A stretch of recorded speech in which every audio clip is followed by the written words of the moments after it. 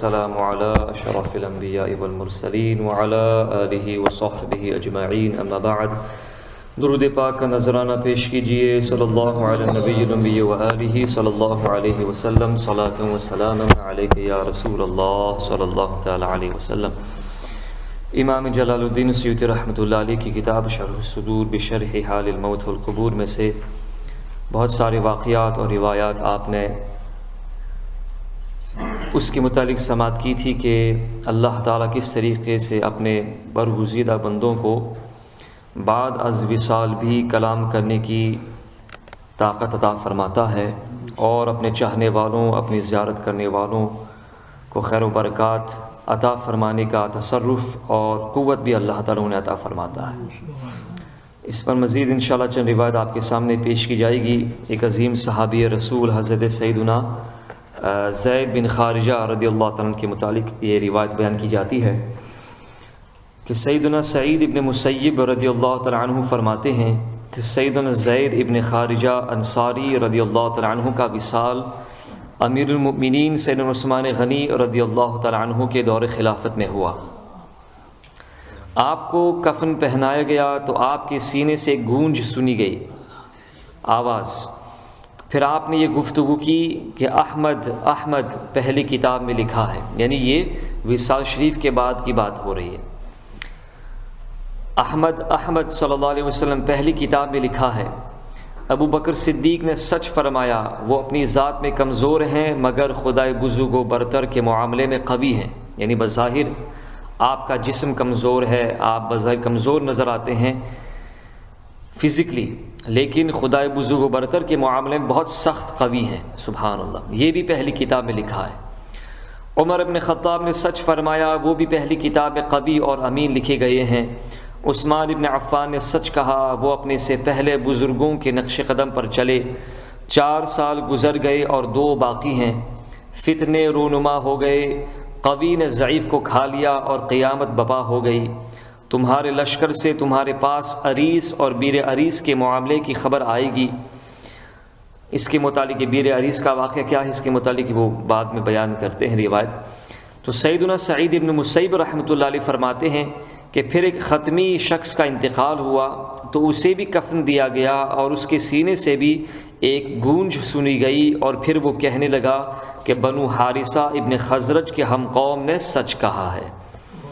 تو یہ اس سے پتہ چلا کہ صحابی رسول تمام صحابہ کرام اپنے مزارات میں زندہ ہیں، گفتگو فرماتے ہیں۔ یہ ہماری کمزوری ہے، ہمارا نقص ہے کہ ہم ان کی گفتگو نہیں سن سکتے ہیں۔ امام بیہقی رحمۃ اللہ علیہ نے اس روایت کی اسناد کو صحیح قرار دیا اور اس پر دلائل اور شواہد بھی عطا فرمائے ہیں۔ سیدنا اسماعیل ابن ابو خالد رحمۃ اللہ علیہ فرماتے ہیں کہ سیدنا نعمان ابن بشیر رضی اللہ تعالیٰ عنہ کے صاحبزادے یزید اپنے والد کا مکتوب لے کر، ایک لیٹر لے کر ہمارے پاس آئے، اور لیٹر میں مکتوب میں کچھ اس طرح لکھا ہوا تھا، بسم اللہ الرحمن الرحیم، یعنی اللہ کے نام سے شروع جو نہایت مہربان و رحم والا۔ نعمان ابن بشیر کی جانب سے ام عبداللہ بنت ابو ہاشم کی طرف، آپ پر سلامتی ہو، میں خدائے وحدہ لا شریک کی حمد کرتا ہوں۔ آپ نے مجھے لکھا کہ میں آپ کو حضرت سیدنا زید بن خارجہ رضی اللہ تعالیٰ عنہ کے متعلق بتاؤں، یعنی جن کا ذکر ہم نے پہلے ابھی سنا کہ وصال شریف کی بات بھی آپ گفتگو فرما رہے تھے الحمدللہ۔ تو سنیے، انہیں گلے میں درد ہوا جس سے وہ ظہر اور عصر کے مابین انتقال فرما گئے۔ آپ کا ظہر اور عصر کے درمیان کا جو وقت ہے اس میں آپ کا انتقال ہو گیا۔ چنانچہ ہم نے انہیں لٹا کر اوپر کپڑا ڈال دیا۔ میں عصر کے بعد تسبیح میں مشغول تھا۔ حضرت نعمان بن بشیر، یہ بھی جلیل القدر صحابی، وہ فرماتے ہیں عصر کی نماز کے بعد میں اللہ تعالیٰ کی تسبیح و تقدیس میں مشغول تھا کہ مجھے نیند آ گئی، اور کسی نے نیند میں آ کر کے، خواب میں آ کر کے مجھے کہا کہ زید وفات کے بعد کلام کر رہے ہیں۔ تو جب مجھے خواب میں یہ بات پتہ چلی تو میں فوراً اٹھ گیا اور میں جلدی سے اٹھا اور ان کی چارپائی کی طرف، جہاں پر آپ کو آپ کا جسد مبارک شریف رکھا گیا تھا، اس کی طرف میں چل دیا۔ وہاں کچھ انصاری حضرات موجود تھے اور حضرت سیدنا زید رضی اللہ عنہ یہ کلام کر رہے تھے جس کو سب لوگوں نے بغور سماعت کیا کہ لوگوں میں سب سے زیادہ پختہ احکام الہیہ میں ملامت کرنے والی کی ملامت سے بے پرواہ اور طاقتور کو کمزور کا مال کھانے سے روکنے والے اللہ تعالیٰ کے عظیم بندے امیر المؤمنین سیدنا عمر بن خطاب رضی اللہ تعالیٰ عنہ ہیں۔ یہ آپ گفتگو فرما رہے تھے وصال شریف کے بعد۔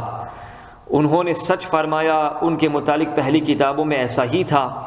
پھر مزید یہ کلام کیا کہ امیر المؤمنین سیدنا عثمان ابن عفان رضی اللہ تعالیٰ عنہ لوگوں کی خطاؤں سے بہت درگزر فرماتے ہیں۔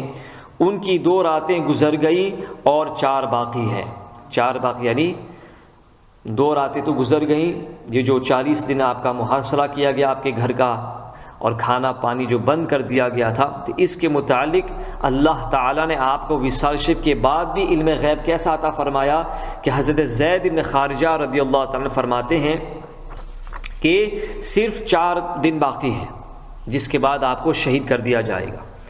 پھر لوگوں میں اختلاف ہو گیا اور وہ ایک دوسرے کے دشمن بن گئے، کوئی نظام باقی نہ رہا اور لوگ حرام کو حلال سمجھنے لگے۔ پھر مؤمنین نے روکتے ہوئے کہا، لوگو کتاب اللہ کو تھامو اور اپنے امیر کی طرف بڑھو، اس کی سنو اور اطاعت کرو، پس جو نافرمانی کرے وہ اپنے خون کو محفوظ تصور نہ کرے۔ اللہ رب العزت کا کام مقرر تقدیر ہے۔ اللہ اکبر، یہ جنت میں دیکھ رہا ہوں، یہ دوزخ دیکھ رہا ہوں، اور یہ انبیاء و صدیقین ہیں۔ اے ابن رواحہ، آپ پر سلام ہو کہ آپ کے پاس غزوہ احد میں شہید ہونے والے میرے والد خارجہ اور سعد کے لیے کوئی خوشی کی خبر ہے؟ پھر آپ نے یہ آیت تلاوت کی، کلا انہا لظی نزاعۃ للشوی تدعو من ادبر وتولی وجمع فاوعى، ہرگز نہیں، وہ تو بھڑکتی آگ ہے، کھال اتار لینے والی، بلا رہی ہے اس کو جس نے پیٹھ دی اور منہ پھیرا اور جوڑ کر سیت رکھا، یعنی محفوظ رکھا۔ پھر وہ خاموش ہوئی۔ اتنا طویل کلام آپ نے فرمایا، اس کے بعد آپ خاموش ہو گئے۔ تو یہ جو میں نے ساری باتیں بیان کی، یہ کسی زندہ کی بات نہیں ہے، یہ ایسے صحابی کی بات ہے جو بظاہر آپ وصال فرما چکے ہیں، لیکن اللہ تعالیٰ نے آپ کو وصال شریف کے بعد بھی زندگی عطا فرمائی۔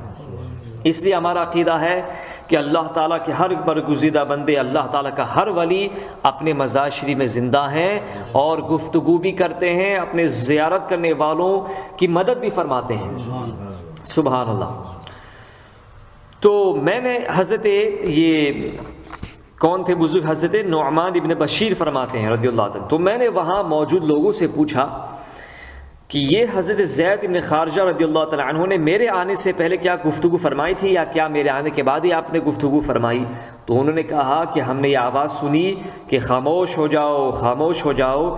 ہم نے ایک دوسرے کی طرف دیکھا تو آواز کپڑے کے اندر سے، کفن کے اندر سے آ رہی تھی، تو ہم نے ان کے چہرے سے کپڑا ہٹایا تو وہ فرما رہے تھے کہ یہ احمد اللہ عز و جل کے رسول ہیں، یا رسول اللہ آپ پر سلام ہو۔ سبحان اللہ۔ اس سے ہمارا عقیدہ پتہ چلا کہ نبی کریم صلی اللہ علیہ وسلم کو وصال شریف کے بعد بھی پکارنا جائز ہے۔ صحابہ کرام بھی وصال شریف کے بعد نبی کریم صلی اللہ علیہ وسلم کو یا رسول اللہ کے ساتھ پکارتے ہیں، یا رسول اللہ آپ پر سلام ہو، اللہ کی رحمت اور برکت ہو۔ پھر کہا یہ ابو بکر صدیق ہیں جو امین ہیں، رسول اللہ صلی اللہ علیہ وسلم کے عظیم خلیفہ ہیں، ان کا جسم تو بظاہر کمزور ہے مگر احکام الہی میں بہت مضبوط اور قوی تر ہیں۔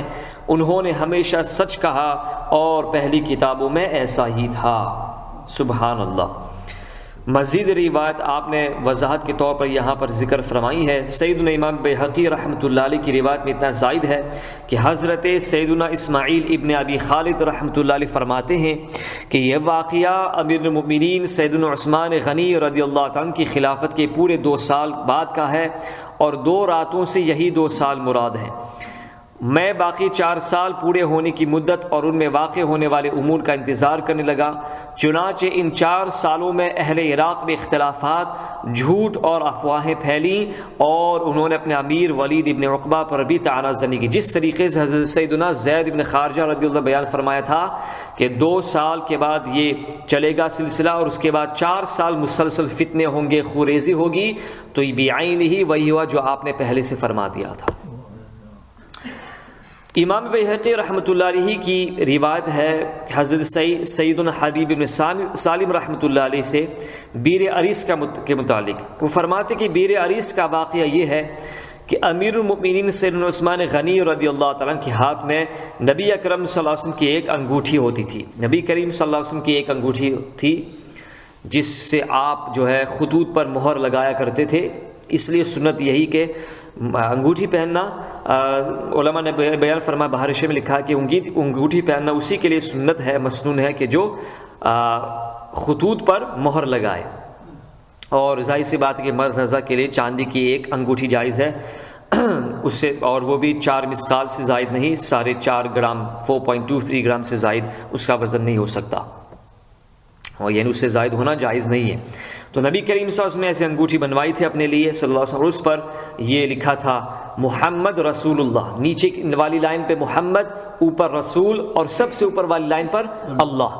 اور یہ قاعدہ ہے کہ جو چیز دائرے میں لکھی جائے تو وہ نیچے سے اوپر پڑھی جاتی ہے. محمد رسول اللہ یہ لکھا ہوا تھا، نقش کیا ہوا تھا. اور یہ مسلسل نبی کریم صلی اللہ علیہ وسلم کے بعد حضرت ابوبکر صدیق رضی کے پاس موجود تھی انگوٹھی. اس کے بعد آپ نے یہ امانت حضرت عمر فاروق اعظم کو دی. اس کے بعد یہ امانت حضرت عثمان غنی رضی اللہ عنہ کو پہنچی. امام ابن حجر عسقلانی فرماتے ہیں رحمۃ فتح الباری شریف میں کہ اس انگوٹھی میں ایسی تاثیر تھی جیسی تاثیر حضرت سلیمان علیہ السلام کی انگوٹھی میں تھی. یعنی مسخر کرنے میں اور نظام حکومت کو برقرار رکھنے میں اس کا بڑا رول تھا اس انگوٹھی کا. لیکن اللہ تعالیٰ کی تقدیر دیکھیے سبحان اللہ. تو آپ کی خلافت کے 6 سال بعد، یعنی آپ نے 12 سال حکومت فرمائی، 6 سال کے بعد وہ عریس کے کنویں میں گر گئی. ایک روایت کے مطابق آپ وہاں پر انگوٹھی اس طرح آپ اس کو پھیر رہے تھے، اور بتقدیر الہی، بمشیت الہی، وہ انگوٹھی جو عریس کنواں ہے، وہ کنواں کہاں پر ہے؟ یہ مسجد قباء، جہاں پہ آپ نے دیکھا مسجد قباء، اس کے بالکل متصل وہ کنواں تھا. ان لوگوں نے بند کر دیا، اس کو توڑ دیا ہے. تو وہاں پر وہ کنواں تھا، آپ وہاں پر اس کے سرانے موجود تھے، اور وہ انگوٹھی آپ کے ہاتھ مبارک سے نکل کر اندر چلی گئی. اور بہت کوشش کی کہ وہ انگوٹھی، اس کا سارا پانی نکلوا دیا گیا، لیکن اس کے باوجود بھی بتقدیر الہی وہ انگوٹھی نہیں ملی.